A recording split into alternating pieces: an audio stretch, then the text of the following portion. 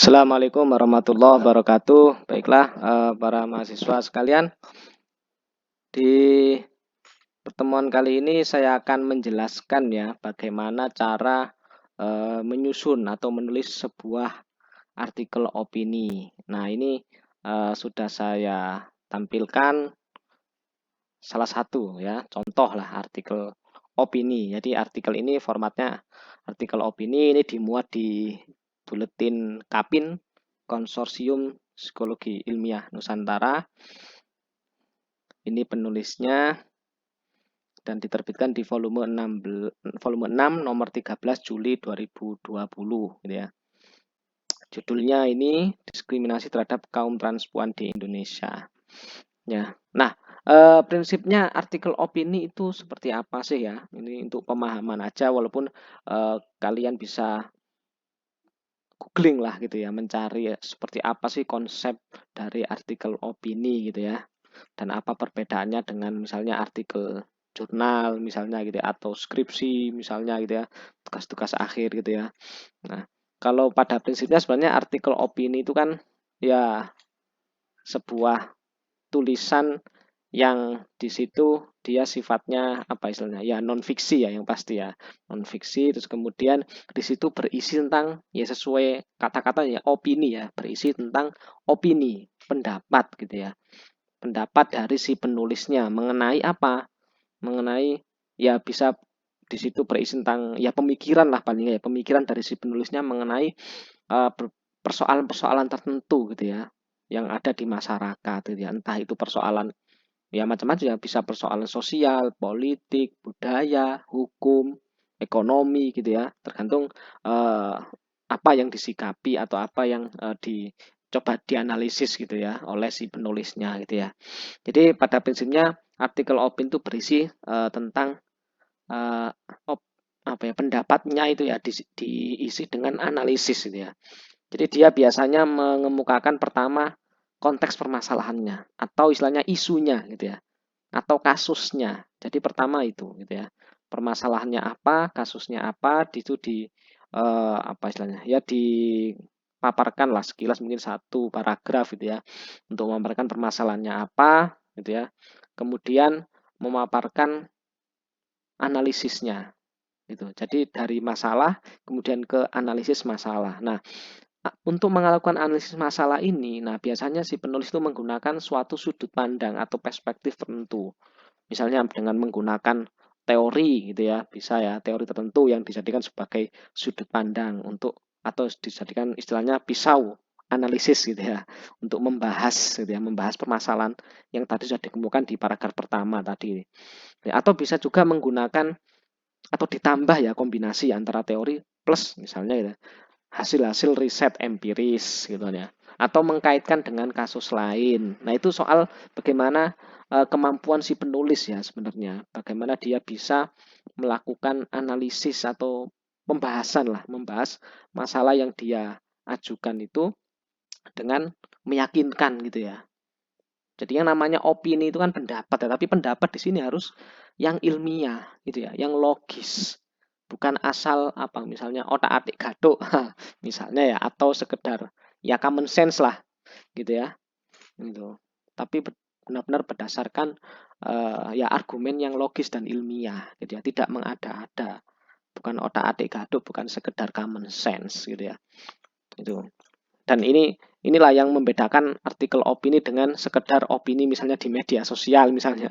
Kan kalau opini di media sosial kan ya orang ya bisa berpendapat macam-macam ya. Asal ngomong, asal jeplak itu kalau istilah orang Jawa ya.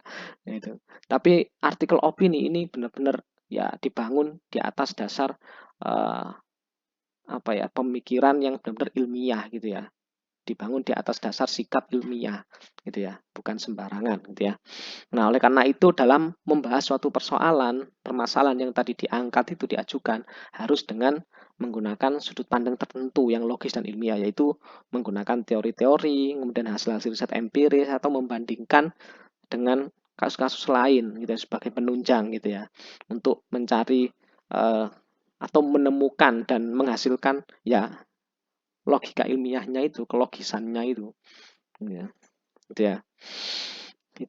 Nah, kemudian biasanya, jadi yang pertama tadi apa? Yang pertama adalah mengemukakan konteks atau isu permasalahannya. Kedua, melakukan analisis atau pembahasan masalahnya dengan menggunakan tadi ya teori hasil riset empiris ataupun komparasi dengan kasus-kasus lain misalnya gitu ya. Kemudian yang ketiga, unsur yang ketiga, biasanya di bagian akhir ya, setelah membahas masalah itu biasanya si penulis mengemukakan sebuah solusi gitu ya. Kalau kesimpulan sudah pasti ya, gitu ya. Gitu. Kalau kesimpulan sudah pasti ya, kesimpulan itu bisa kesimpulan terhadap tadi hasil analisis masalahnya atau kesimpulan nanti di akhir setelah setelah apa solusi ini nanti ya. Jadi saya bahas solusi dulu ya. Yang ketiga ini solusi. Nah, solusi itu di sini si penulis biasanya mengemukakan dari permasalahan yang sudah dikemukakan, kemudian dianalisis, dibahas itu, lalu solusinya apa sih? Gitu ya. Di bagian analis tadi kan biasanya si penulis mengemukakan kenapa itu bisa terjadi, penyebabnya. Jadi yang dibahas itu biasanya penyebabnya. Kenapa itu bisa terjadi dan bagaimana dia prosesnya itu kok bisa terjadi dan kemudian apa dampaknya gitu ya. Atau misalnya terutama dampak negatifnya, bahayanya kalau masalah itu tidak diselesaikan gitu ya. Itu biasanya dikemukakan di situ dengan apa dukungan tadi ya, teori-teori, dukungan hasil riset ataupun ya komparasi dengan kasus-kasus lain misalnya itu ya. Nah, kemudian di bagian yang ini, ketiga ini, solusi ini ya, dia mengemukakan terus kalau sudah tahu penyebabnya, sudah tahu dinamika permasalahannya gitu ya, yang sudah dibahas tadi. Nah, terus apa solusinya? Nah, itu ya. Nah, ini juga yang membedakan artikel opini dengan sekedar opini umum di media sosial misalnya ya, yang ya orang-orang ya berseliweran itu ya, komentar-komentar itu. Nah, itu. Nah, ini benar-benar mengajukan solusi. Solusinya pun nggak sembarangan ya, solusinya juga didasarkan pada tadi hasil analisis tadi. Dan biasanya ketika mengajukan solusi juga bahkan didukung dengan misalnya dasar teoritis atau dasar empiris tertentu misalnya gitu ya. Misalnya kalau kita di psikologi sosial ini gitu ya, kita membahas tentang misalnya kalau di artikel ini membahas tentang diskriminasi terhadap kaum transpuan, transgender di Indonesia misalnya. Nah, berarti kan mungkin kita bisa menggunakan ya karena ini pembahasan tentang diskriminasi, berarti ya kita menggunakan teori-teori dalam bidang psikologi sosial mengenai diskriminasi. Ya, misalnya kaitannya dengan prasangka, stereotip kan itu ya, seputar itu gitu ya. Yang tentunya sudah kalian pelajari kan yang kemarin kita salah satu babnya kan tentang itu ya, gitu. Nah, di sini kalau kita lihat, nah ini dia mengemukakan awal permasalahannya adalah yang pertama Indonesia sebagai sebuah multicultural state gitu ya, negara yang multikultural gitu kan ya seharusnya ya bisa berdampingan dan seterusnya gitulah ya. Kemudian nah tapi fakta, nah ini kan dia mengemukakan. Namun, nah ini kesenjangan masalahnya ini ya. Masalah itu kan kesenjangan ya, kesenjangan. Nah, ya, kesenjangan ini ternyata ada kasus ini. Nah, kasus tentang diskriminasi. Nah, ini dia kemukakan di sini. Ini berapa ya? Satu, dua, ya tiga, empat. Ya empat paragraf gitu ya. Kemudian, nah baru setelah itu kemudian dia mengemukakan ini di bagian paragraf kelima lah, mulai paragraf kelima dia mengemukakan seharusnya ya para transpuan itu kan mereka terlepas dari kontroversi dari sudut pandang agama, misalnya norma-norma masyarakat itu, tapi sebagai manusia mereka harusnya tidak diperlakukan secara rimbawi. Secara rimbawi maksud saya ya dihakimi seenaknya gitu ya. Harusnya kan mereka tetap diperlakukan sebagai sebuah atau bukan sebuah ya apa ya individu yang merupakan subjek hukum ya karena kita negara hukum gitu ya kalau mereka bersalah ya silakan dilaporkan gitu ya tapi kalau tidak bersalah ya tidak seharusnya diperlakukan secara semena-mena kan itu ya gitu. Jadi bertindaknya harusnya di atas dasar hukum gitu ya bukan secara apa ya sewenang-wenang lah seenaknya sendiri gitu ya. Lah kira-kira seperti itu ya kalau kalian baca tulisan ini nanti silakan dibaca ya di si Bejar itu kan sudah ada ya saya lampirkan ini ya artikelnya ini.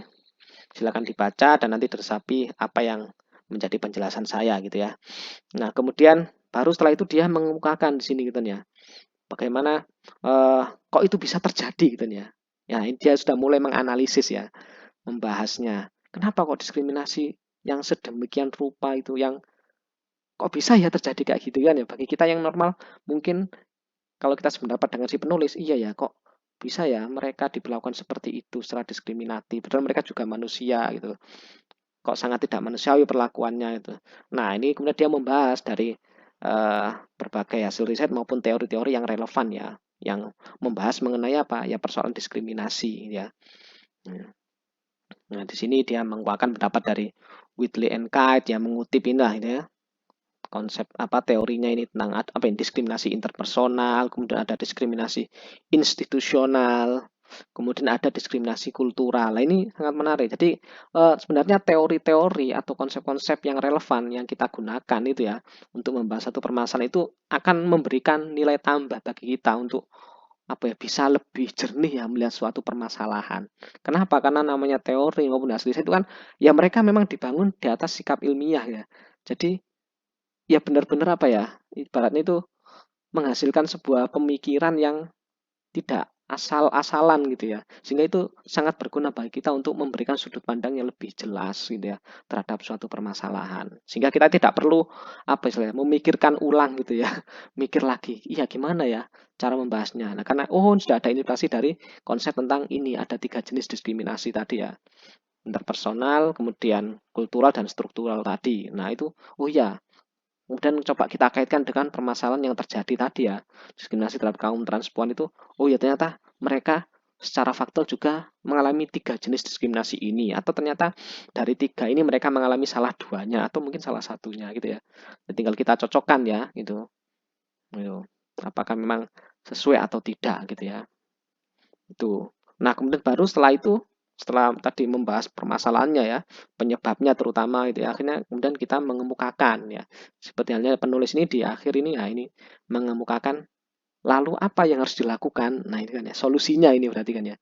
What is to do gitu ya. Nah, di sini dia mengemukakan bagaimana permasalahan diskriminasi terhadap kaum transpuan ini harus diatasi gitu ya.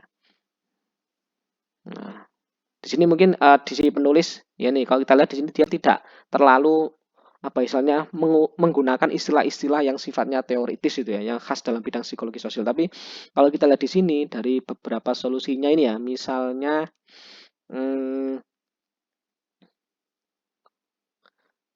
pemerintah sebagai representasi negara harus bertindak tegas. Nah, ini terkait dengan apa? Pendekatan apa ini? Ya, pendekatan hukum kan ini ya. Nih kalau dalam psikologi ya bisa diartikan ya punishment lah gitu ya, menggunakan punishment gitu ya. Jadi hukum yang tegas gitu ya. Tapi tidak cukup hanya itu. Nah, dia mengupayakan tambahan. Nah, karena kalau sekedar punishment itu kan dia belum bisa memberikan efek yang benar-benar jerah lah bisa dikatakan gitu ya. Karena dia hanya menyasar pada berhentinya perilaku. Tapi bagaimana dengan pemikiran dan sikapnya? Apakah itu bisa dihentikan gitu ya?